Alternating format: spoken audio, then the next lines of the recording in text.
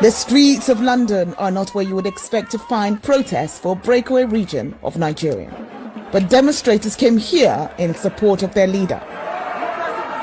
The voice of the indigenous people of Biafra, IPOB, a separatist movement that wants to break away from Nigeria, is this man, Nnamdi Kanu, a Nigerian British citizen who has been on the run since 2015. Kanu was arrested in June and extradited from Kenya back to Nigeria. It is part of a crackdown on growing calls for independence. Analysts say Kanu is just filling a vacuum left by multiple failures of government. The increasing popularity of these calls is a direct consequence of the failures of the Nigerian state, or more broadly speaking, even of the Nigerian project. The last time there were calls for independence in Nigeria, an estimated 1 to 3 million people died during the Biafran Civil War in 1967. But these calls are also being driven from outside Nigeria. This quiet London street is not exactly where you would expect to find the hub of a global network of pirate radio stations broadcasting their separatist agenda back into Nigeria. At the registered address, we meet Darlington Imo, Radio Biafra, a Kanu ally and Biafra sympathizer. Even with Kanu off the airwaves, his disciples remain committed to the cause. Do you think that Nnamdi's arrest, Mr. Kanu's arrest, means the end of the Biafran movement? Definitely not. If you kill one general, another general takes his place. Definitely not. Yes. Definitely not. We want the referendum. We are not asking for. We are asking for a referendum, which is a civilized thing to ask for. Analysts say that is a pipe dream. Well, I think first of all, the Nigerian government will be afraid to allow a referendum to happen. And the fact that it will be afraid to allow a referendum to happen shows just how deep the problem is. But the cracks may be beginning to show. President Muhammad Buhari tweeting in June about how the Nigerian government will deal with separatists. Twitter removed this post, deeming it offensive, and days later, Buhari banned the platform entirely from Nigeria. While Kanu remains in custody, that hasn't deterred protests in southeastern Nigeria, where IPOB had ordered a shutdown of work and economic activities every Monday, although that was recently suspended. What seems clear is that the nation could be at an impasse. Worst case scenario, of course, is that before 2023, the country essentially de facto disintegrates. Perhaps not into a full-blown civil war, but into a lot of skirmishes, into a lot of violence. An already fractured nation can ill afford another conflict. So, Linda, there you have it. Those are the issues of the separatism facing the country right now. And of course, Nnamdi Kanu is a British citizen, and this is an issue that the British government is watching closely. They issued a statement after his arrest saying that they are seeking clarification from the Nigerian government about the circumstances of his arrest and detention. But the Nigerian government is resolute, telling CNN in a statement that Nigeria is indissoluble and indivisible. And they say that they will continue with their methods of detection and prevention of crimes against the internal security of the country. Linda.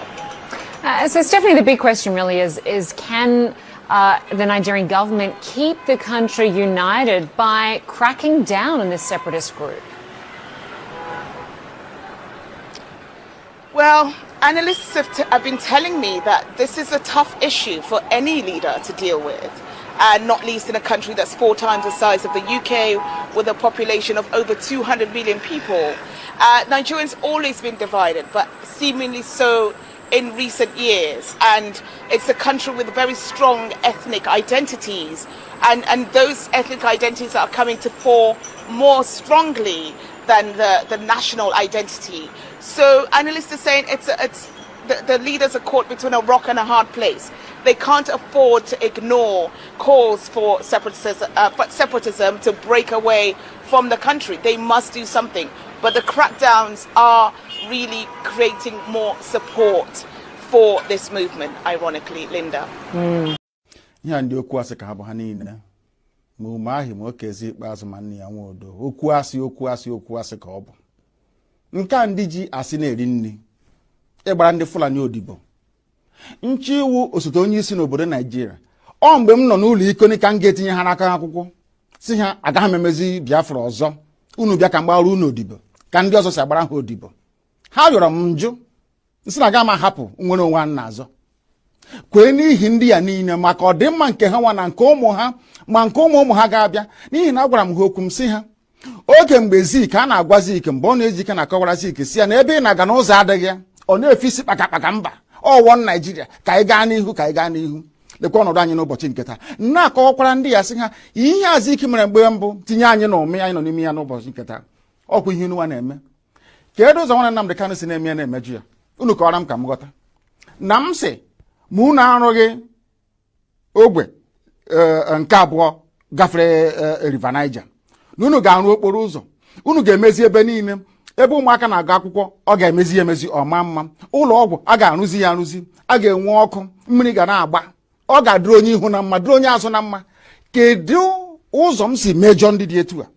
Asị m na ụzọ m si na-eme ya na ọ dịghị mma. Njọ ha sị mbụ ngwa agha, onwenye m gbara egbe, onwenye m gburu mma, onwenye m gbara ụta. Akwa sọsọ ozi ọma Chineke si m gbasa n'igwe okwu ka m na-agbasa. Kezie ka o si metụta unu. Ọ bụ gịnị mere unu a na-asị ka akpọta Nnamdi Kanu ka egbuo ya ọha na eze na ndị gọvanọ? Ọkwa na gịnị mere ndị herdsmen na-egbusi ndị mmadụ n'ugwu Awụsa, ndị gọvanọ ha n'ugwu Awụsa kpọbe ka abịa gbusie ha? Inu anunugo na onwe onye na-achị ugwu Awụsa gọvanọ pụtara sị ka egbusie ndị herdsmen. Unu anunugo na onwe onye Yoruba pụtara sị ka egbusie ndị OPC. Ọgwụ na sọsọ ndị Igbo n'ihi na unu na-agbalịka ka unu ga-agbara ndị Fulani odibo. Onye pụta sị ka agbara Fulani odibo, onye nsị na mụ abụọ Nnamdi Kanu aga m agbara Fulani odibo. Ha nwere ha kwesịrị gbara mụ odibo. Ọ ihe na-esere mụ na ha gaa n'ugwu Awụsa, ndị ha na-akpọrọ isi n'ala na-ajụ ha unu na ebe a Nnamdi Kanu ọ pụtakwa n'ụbọchị one unu hapịa ọ na-akpagharị ebe niile ego na-enye gaghị enyekwa ya ọzọ. Onye ahụ otiri mkpu bịa ọ gaa na BBC Igbo na-akọrọ ha aka m esokwa ya aka gị ọkwa ọgwụ ogonwa wee onye isi nche na steeti gị. Ị ga-agwa m na onwe ka ndị agha obodo ekwensu bụ zuu Naijiria ga-esi malite na-akpa mkpamkpa n'obodo gị ịmaghị ihe gbasara ya? Ngwongwo niile esi be mburu akwa ebe ka esi ikpeazụ ka ebugara na gọọmenti haus nọ n'ezi nna m, ha na-ekiri na-amụ amụ ohe were ụmụnne ha na-eresi ndị Fulani chee na ndị Fulani ga-ahụ ha n'anya wee na-ajụ na-asị gị na-eme na ọha na eze n'ụbọchị nketa. Akwa ofu Jubril a ha na-agbara odibo ha na-achụrụ efi, akwa ọkwa ofu Jubril a bịara ugbu a bịa tisa ọha na eze tiwaa ya ụzọ abụọ. Ịhụnanya ya o nwere otu ọ ga-abụ ma gị ma ha nwere ike bịakọta ọnụ ka akpa ihe ọfụma nwee nkwekọrịta otu a ga-esi gaa n'ihu? Ihe na-eme na ndị be anyị wụ na ha na-aghọtachi anyị na-eme ọfụma. Ịjụọ ha sịra m chọrọ ikewapụ Biafra n'ime Naijiria na ọ bụghị ihe ziri ezi na iwu obodo ha akwadoghị ya. Nna ajụ ha sị ya kee ụzọ chọrọ isi ime ya. Asị na ọwụ ka aga mee ntuli aka elu, anyị bịanyecha aka atụcha vootu, aga na ebe a na-eme iwu anọrọ akpa ya ekwekọrịta anyị gawa n'iru. Njụọ ha ndị na-eme iwu obodo Naijiria mmadụ ole si Kano steeti pụta?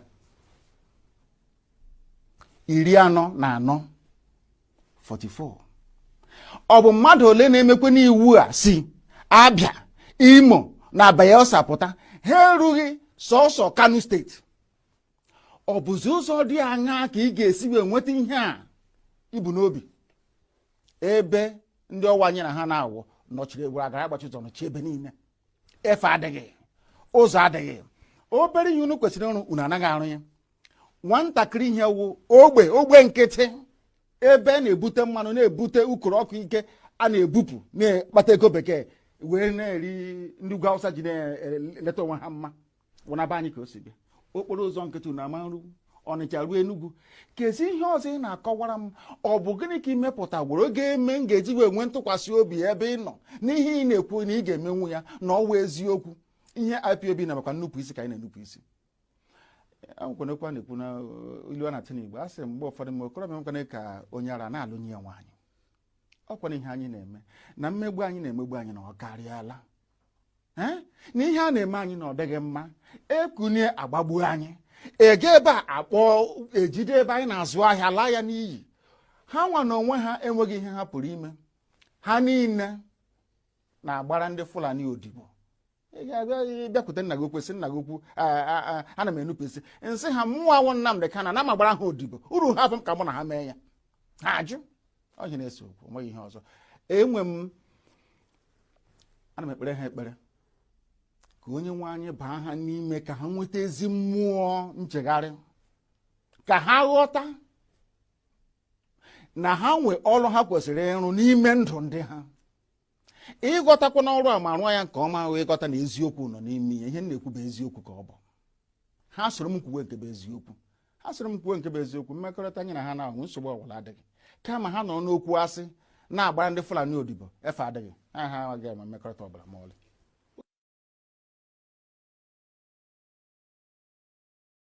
You want us to love each other. Do you see how fake your love is? Yoruba, do you see how fake your love is for the so-called Nigeria? An abomination is happening inside Asso-Rock as we speak. There are pastors, there are elders, there are imams, yet the truth cannot be spoken. The truth cannot be spoken. You go to church every blessed day. You have pastors. You pay your tithes and all the nonsense, all the biblical nonsense, all the rubbish from Quran.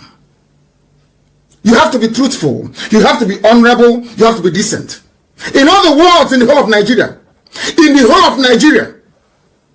those who are calling sinners to come and repent are worse than the sinners. Every pastor, every pastor in Nigeria is evil. You are there, you saw a 30-year-old boy. They gave you a 30-year-old boy as an 80-year-old. You claim you're elders. You claim you have gray hair. You claim you're knowledgeable. You claim you have PhD. You have all these things. You cannot see a 30-year-old boy and ask those in Asso-Rock, why are you doing this? Why are you giving us this little boy? This is not Buhari. We know it's not. You have Yoruba pastors in Pentecostalism. You have a man. They want to go to Hajj. They want to go to Mecca to go and pray to Allah. A nation of hypocrites. A country of hypocrites. Left, right, and center. Why can't people be honest with themselves? I ask. Because you're black. It's in your nature to be evil. You see, let me tell you something. When the white man painted Lucifer black, some of you thought it was racism. It wasn't racism. It wasn't. They are trying to... It's an allegory. Let me put it that way. It's an allegory. They are trying to depict the state of consciousness of a black man. That's what they're trying to do. By depicting Lucifer as a black person. Now, you are in Nigeria, you are a Nigerian. And in that Nigeria, there is an understanding of the sanctity of the electoral process. People go to vote and they vote for somebody, albeit in a flawed election, and people are sworn into office to uphold the Constitution. This is why I indict and I condemn all of them. The worst people you have in the zoo called Nigeria are the pastors. They are the worst of the worst. They are like serpents. They are the worst of the worst. All of them. If you're going to church, if you wake up and you go to church, you're going to hell. Direct. Because the message you're receiving, they are from messengers of darkness, of liars and deceivers. Are you telling me that Adeboye cannot see that little boy?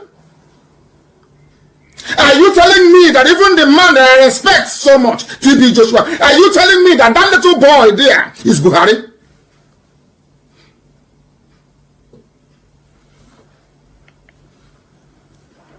Those of you that went to church, I was clapping and jumping up and down. Jumping up and down and clapping inside deceit. Inside fraud. You are inside fraud. And you're jumping up and you're clapping. You are inside fraud. And you want God to bless you. You want God to hear your prayers. When the truth is in front of you, I told you what was happening from day one.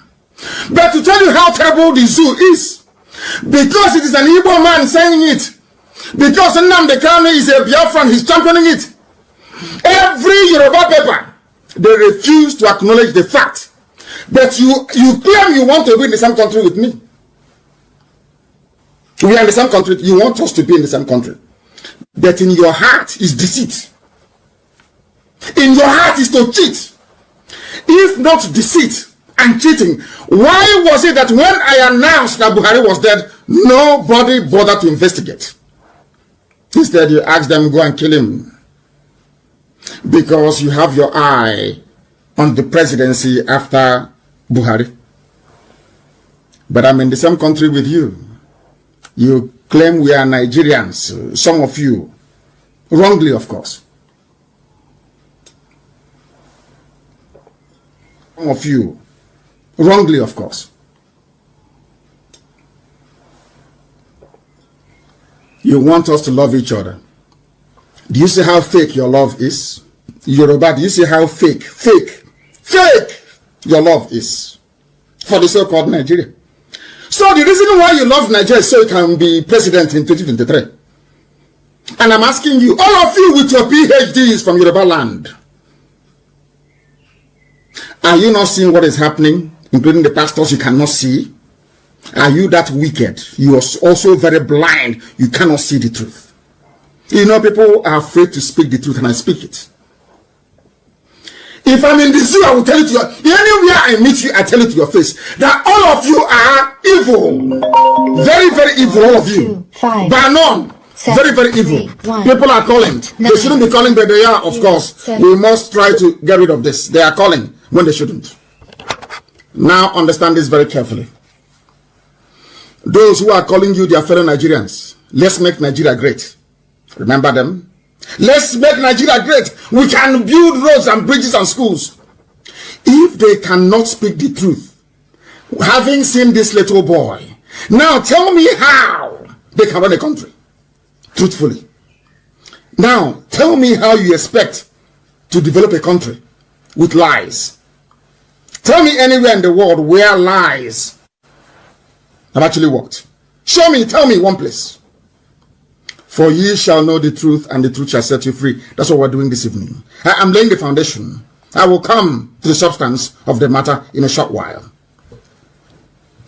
White people depicted blacks as Lucifer because black people are satanic.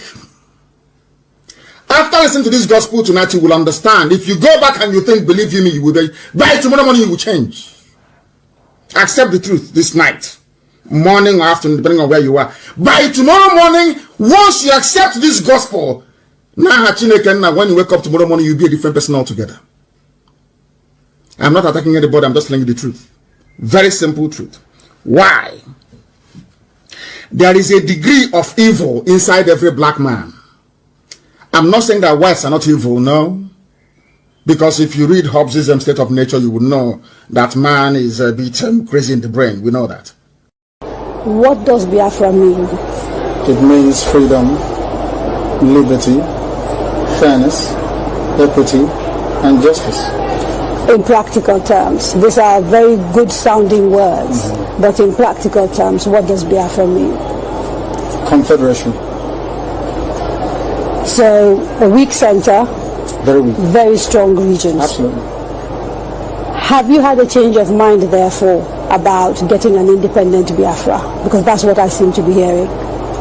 No, I've not changed my mind, no.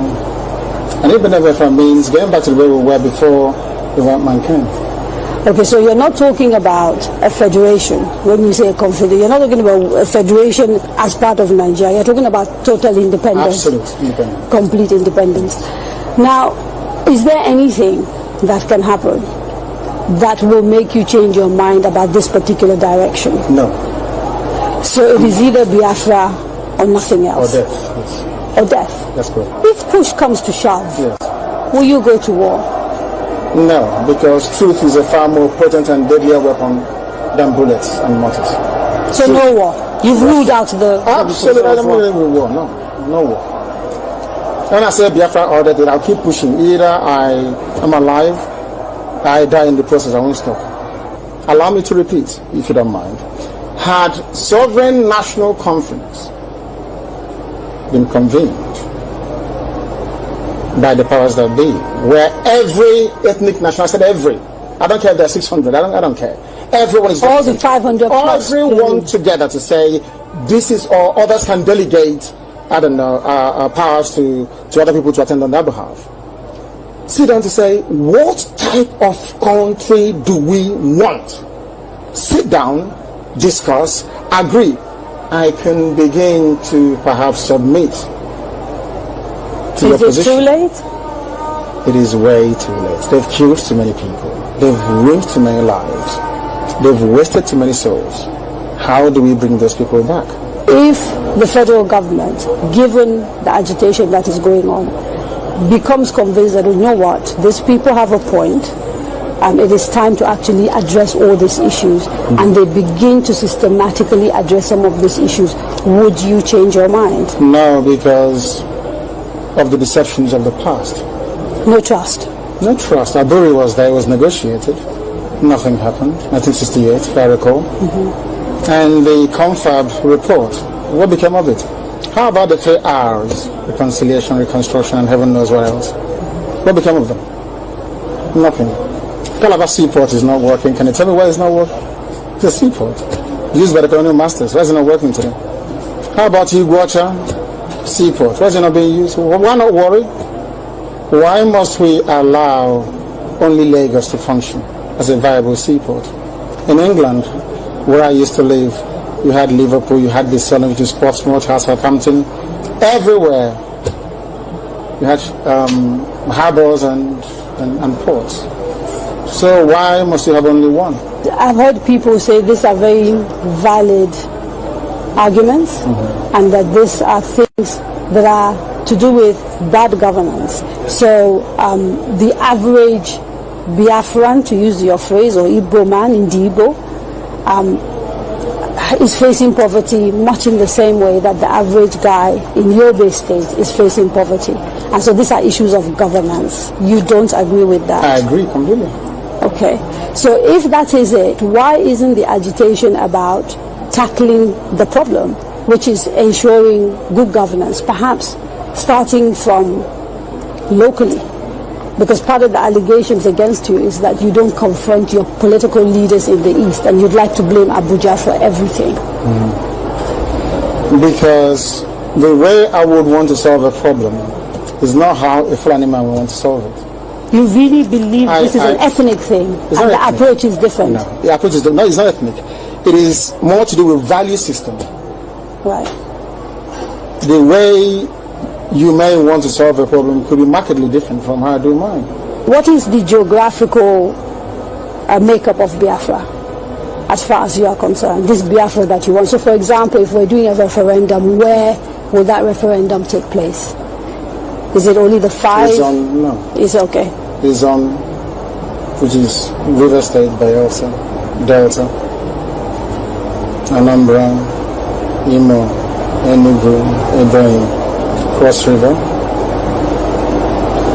Akwa Ibom? And Akwa Ibom, of course. Right. Those are the coastal. Basically, Bayelsa? Yes. Southeast and South-South without Edo State. Without Edo State. That's correct. And then including Igede, Idoma.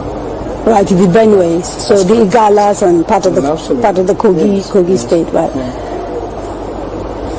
Nyosom Wike, the governor of Anambra, the governor of River State, made a statement, I think it was yesterday or the day before yesterday, and said, you should not be including River State and the people. Not him. I can't decide for Biafrans. They have to go and vote and convince the whole world that they want Biafra. It's not for us. It's only one man, one vote. What if they're not even willing to take part in the referendum? Because I've had people from the South, for example, from Bayelsa. I've had people from Cross River. I think there's a famous actress, Kate Henshaw, for example, wrote a long piece about why people of the South don't want to be dragged into a place called Biafra. You're saying, regardless of what they say, you want a referendum in those parts? Because I know the majority of the people want a referendum. I was in Iguacha yesterday. How do you know? I was there yesterday. I was in Iguacha yesterday. You call Port Harcourt. I was there yesterday. I should have been there to see what happened. Now, they were delighted to see me. I'm sure you know that. It's all over the place. They're very happy to see me. I bet Kate Henshaw wouldn't get such reception were she to go to his She's a big, popular Nollywood actress. I wouldn't necessarily... I'm telling you, if I go to her village, people will turn out to see me more than turn out to see her. On the issue of this Nnamdi Kanu, listen, what I'm saying now, I know is going viral. Nnamdi Kanu is a delicate material.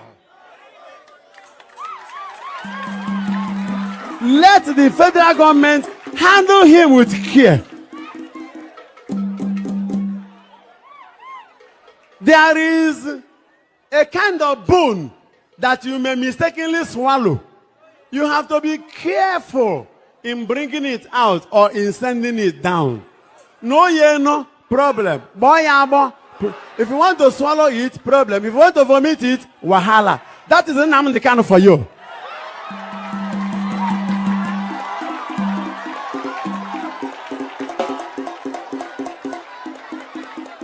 So we have to be careful. I will rather plead with the governors that came for bazaar.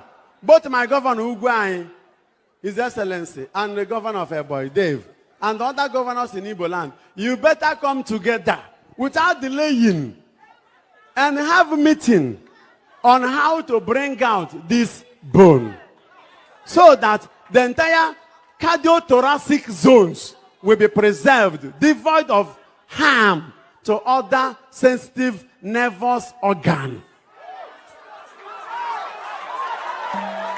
Because other sensitive organs can be affected, and paralysis may be the resultant effect.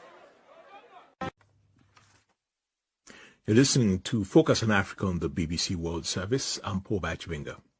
To Kenya now, where a legal team acting for the leader of the Nigerian separatist movement, the Indigenous People of Biafra, IPOB, Nnamdi Kanu, have filed a constitutional petition at the High Court in Nairobi. They want the Kenyan government held accountable for extraditing Mr. Kanu to Nigeria. The Kenyan government has denied involvement. The jailed IPOB leader is facing treason charges. Professor George Wajakoya is the lead lawyer. He told me more. We filed a petition today against the Kenyan government and various actors in this case for the unconstitutional and unlawful removal which denied our clients, which was engineered by the respondents through abduction, denial of fair administrative action, and in violation of human rights of Nnamdi Kanu. Do you have evidence? Yes, we do. How long does the Kenyan government have to respond? We are filed in court, we are serving the other respondents, and then from there we take on. It's not an issue of the Kenyan government responding, it's a judicial matter in court. Indeed, but there are a number of days within which the government needs to respond or can respond. Normally the court has set standards, and since you have gone to a constitutional court, once we file and we serve, then the court will give us a date, which should be within a very short time, because under the certificate of agency. Certificate of agency meaning? For the matter to be heard as soon as possible. Oh, I get you. The Kenyan government has denied extraditing Nnamdi Kanu to Nigeria. Have you got evidence about it? Yes, we do. We have copies of his British passport. We have a stamp that indeed this gentleman was in Kenya. We also have evidence of his residence and apartment. We also have evidence that he was actually in Nairobi hospital on a particular day, treated by a doctor that we have his names. We also have evidence that on the material day, he went to the airport to meet a friend, and that's when he was arrested.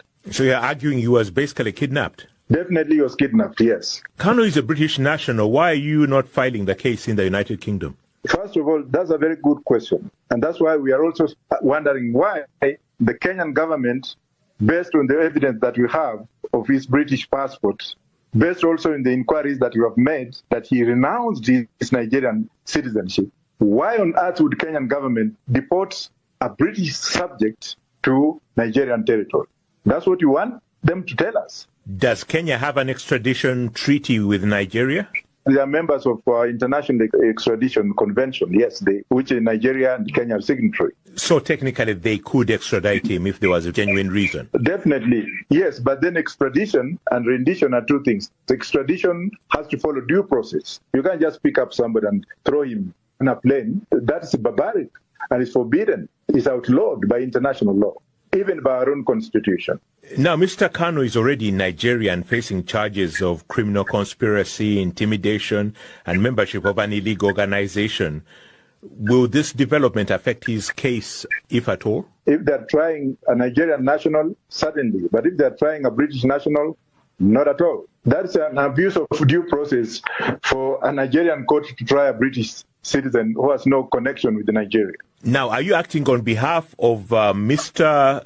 Nnamdi Kanu, or it's just your own volition? I've been given instructions by his family in London and his brother in Germany, of which you have affidavits here. Are they in touch with him? How is he? We didn't want to go to that direction because there are other lawyers in Nigeria who could answer that question best. So how long do you think this matter might be resolved? It's up to the courts to put up the dates, and it's up to the respondents to respond to what we have petitioned the court for. So that is an entirely a process that is within the judiciary, and we have no control over it. Professor George Wajakoya speaking from Karen near Nairobi. You tell us how it waka. Well, it waka well. At least we don't get judgment over this matter where happened since 2017. Where the court don't talk am now. Say no be run away when Nnamdi Kanu run away from bail. That thing where they call say injure bail na lie. Now because military attack am. And because of that military attack am, the court ordered that the federal government should pay him 1 billion and apologize to him. That's why we came here, and the court agreed with us. The only thing the court did not do is that he said he no get power to decide the thing what happened to Nnamdi Kanu for Kenya. So that one there aside. And the another thing where the court talk that is very important. You know, under Section 12 of the Federal High Court Act, Federal High Court judges have the power to recommend or order political solution or reconciliation between parties. There is a companion section or provision in the state law. So today, the High Court judge recommended, I would say, I have not seen the CTC. It might as well be an order that the federal government, instead of pursuing this matter in court in Abuja, in the form of a trial, should pursue the prospects of political solution. That coming from a High Court judge in Nigeria is very, very important for us. It's of overriding consideration. Okay, for the common man, we no go understand all this big grammar when you speak now. Yes. How you fit to break them down one by one? Okay, I don't break them. I don't break them. They say that thing they call Python dance where the Nigerian Army come dance for Southeast for 2017. Come dance and say they come reach Mazi Nnamdi Kanu house for Afaruku where they for my father say. The judge say that thing no good. He did wrong. Say now in life where they want contact. Now make the man run away. So that no be Nnamdi Kanu where they at fault. Now federal government and the army where come to attack and then they at fault. And then because then they at fault, made them pay 1 billion naira and made them apologize to them. Okay. So now, let them tell and say then they're sorry. How you feel for this judgment? I feel good everything where you fight, say they meet all of them complete, or you get some ways they pay you. Yes, where I know be say they pay me. You can see my face like you can say I don't get paid. That small one will happen for Kenya. Don't worry, that one we go see what you will do. One day, monkey will go market, you know, go return for that one. So, okay, a message for the supporters of Nnamdi Kanu. Okay, and I don't see how we I don't see how we waka go. The people where they support Nnamdi Kanu. This waka for Abia State, it starts for whose responsibility is it?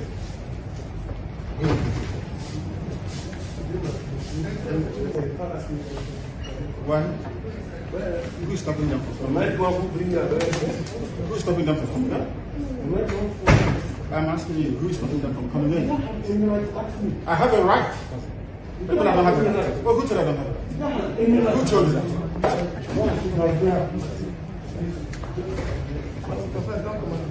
Who are you commanding? Who are you commanding? Huh? Don't command me. Don't command me. Don't command me. If I don't what will happen? What would you think will happen? What will happen?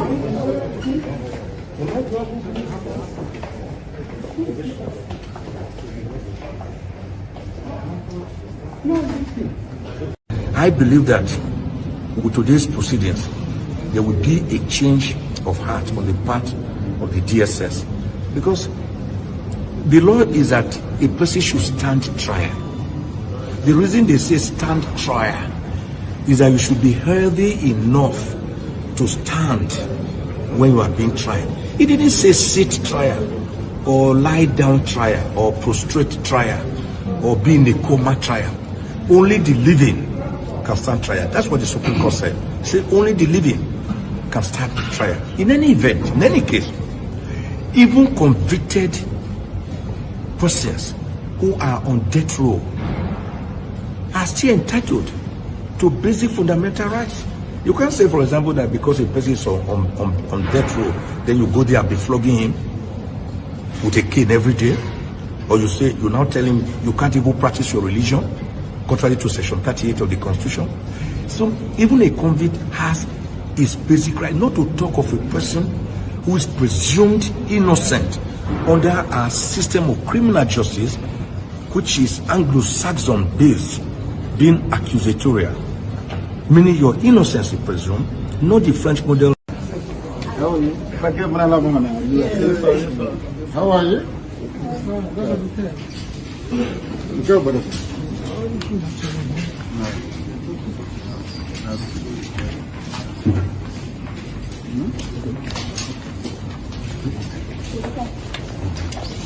How are you? How are you?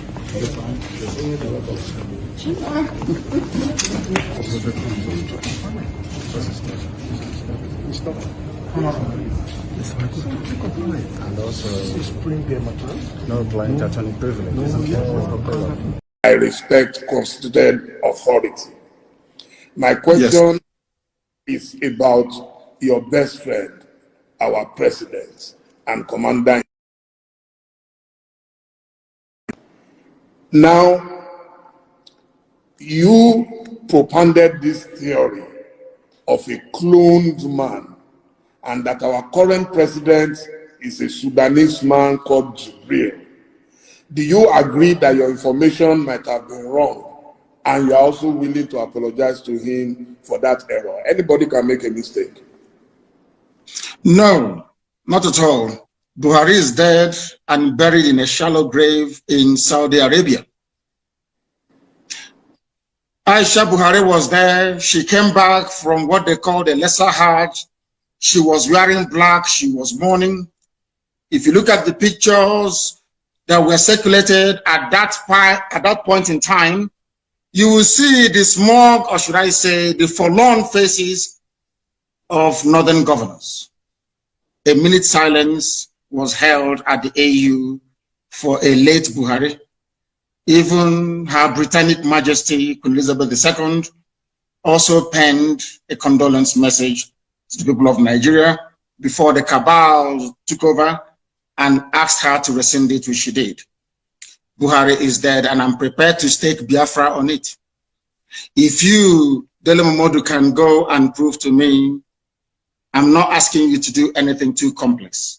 If you can go and ask this man you call Buhari, whoever it is in Asso-Rock, to come outside, don't do very much, address a panel of Nigerian youths, maybe 20 of them, and speak Buhari's mother tongue, which is Fulfude. I will give up Biafra, I will apologize to him, and I will submit myself to any authority on this earth to do with me as they please. There is no Buhari. Jibril was there. Jibril followed Abba Kyari to Cuba and ran away from there and never came back. The man you have now in Asso-Rock is from Niger Republic. His name is Yusuf Abubakar Muhammad. That's his name. Yusuf Abubakar Muhammad. Even Shekau knows who he is personally and was mentioning his name as well. It is not Buhari. The old Buhari that you and I know, the country cannot be burning and he will restrict himself to only 12 minutes of edited broadcast. Impossible. Impossible. Anybody that knows Buhari, even if he's dying, he must speak because he fought in his own understanding to keep Nigeria one. Anything that impacts or threatens the territorial cohesion and integrity of Nigeria, the old Buhari, in fact, he will be in Lagos. The old Buhari will be in Lagos, I'm telling you, But this little boy, have you not seen him with his fresh hands of a 35-year-old? He cannot wear this. He cannot wear this because if he wears this, his ear will bend because it's rubber, silicone. We know about AI technology. It's deep fake. Please Google it. You're a media man, you must know this. I can replicate this very interview with your face showing us having this conversation, but it is not you. You also saw that some, would I say, some eagle-eyed investigators managed to discover that there was actually a microphone, a loudspeaker on the table. It's everything that they claimed that Buhari was saying was coming from a loudspeaker. From a loudspeaker. Very, very sad indeed. These are the things that the world must understand and come to terms with. That the person you are calling Buhari is not Buhari, and I can stake my life on it. If he comes out tomorrow and takes, or should I say, address any press interview live without Garba who doing this, telling people to cut. If he can come out tomorrow, a panel of journalists will, in fact, no, not journalists because some of them are corrupt, youths will address him. There and then you will know that Buhari is no more. There is no Buhari. No country. How can you have a country you claim you're proud of, and that country is run by 10-minute video recorded every 4 months? What sort of country is that? Every 4 months you issue a pre-recorded video to address 200 million people. What an insult. What an insult. In a time of crisis, there is COVID-19, people are agitating, they're very restive. The only thing you can do is 10 minutes video. Laughable and absolutely absurd. And no sensible person should be able to tolerate it. Buhari is dead, and I stake my life on it. What is the president afraid of? Some people are going to boo you, some people are going to mock you, some people are going to... That is completely irrelevant. That does not have any hold constitutionally or by any of our extant laws in this country. The powers of the National Assembly to summon is sacrosanct, it's not debatable, and this is the first time I'm hearing this. Trump, as cantankerous as he is, he was invited by the U.S. Congress, and he appeared before them. And if you have nothing to hide, or there are no clandestine motives, there are no ulterior motives, there's no reason why the president will not appear before the National Assembly to explain or answer questions from the National Assembly, because you are president and you are elected to serve. And I recall that the president had the Quran on his right hand, had the Constitution of the Federal Republic on his left, and he swore to uphold that Constitution. And today it is regrettable that this is happening, and I hope the National Assembly will exercise their powers. I hope the Speaker of the House of Representatives will go to court and ask the court an order of mandamus or to ask for interpretation in the Supreme Court on this very particular issue. But it is very disgraceful. It is unacceptable in any democratic clime. If you see something that is greater than your farm, you sell your barn where your harvest of yam is, where you store your yam, because that is the greatest thing that any Igbo man has in the olden days. If you see something that is greater than your farm, you sell your barn. And you could be a robber. They do not want to expose that the fact that Buhari is dead, because everybody depends on the oil and gas coming from Biafra land. Without oil and gas, Nigeria will be worse than a banana republic. There will be nothing happening there. Nigeria runs what is called a rentier economy. You sell oil and gas to import everything you need, including toothpick, including Indomie and pasta. So what is called the doctrine of stabilization. If you come out and you announce that Buhari is dead, there will be pandemonium everywhere. In fact, the US government feels that if they allow a precipitous collapse of Nigeria, it may impact the wider region. That is what the Africa desk at the State Department has been doing for very many years. So if you expose the fact that Buhari is dead, it will cause pandemonium, and there will be regional destabilization. No, it's not. There's no ambiguity at all. It is just because we have irresponsible leadership. We have leadership that is. What is the essence of the National Assembly? As an independent arm of government. We have been talking about separation of powers. Is it right for any president in a democracy to ridicule the entire institution of the National Assembly? And unfortunately, the National Assembly have kept. They've not done what they're supposed to do. Unfortunately, some of us are not there to make sure that this institution is not ridiculed, rubbished by the executive. Well, I've said it many times. I'm not saying the National Assembly should be enemies with the executive, but they are by design not supposed to be friends. Any day you see an accountant and an auditor becoming friends, then fraud is about to take place. So the National Assembly has been conditioned legally, constitutionally, to check the activities of the executive, including that of Mr. President.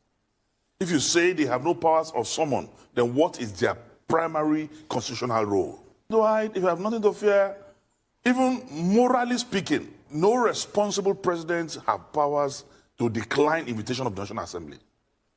Not to talk of being empowered by the provisions of Section 88.1. And that 88.1 is not written in Okun language. It's not written in Fulani. It is clear and unambiguous. So I'm surprised that lawyers who have gone through law school, who understand the letters and words in English, will give some satanic interpretation, some wicked, nefarious interpretation to that provision. It is not acceptable. In a proper democracy, it is not acceptable. And that is why I say, because of the refusal of the president to appear, what we are practicing in this country is not democracy. That's not government of the people, by the people, and for the people, because the representative of the people are inviting you and you are saying no. What we are practicing is greediocracy. Government of the greedy, by the greedy, and for the greedy. Right. There is no reason why anyone should defend the president. There's no reason why anybody should protect the president. The president, as a Democrat, as one who was elected by the people, must face the people when they ask questions. Only to the National Assembly. When last did the president speak to the media? When last did the president engage the media in a question and answer? You are defending the president from going to commission projects. You are defending him from going to interact with media. You are defending him even from communing with the citizens who elected him into power. We didn't elect a president who should remain in the corridors of his comfort in the villa.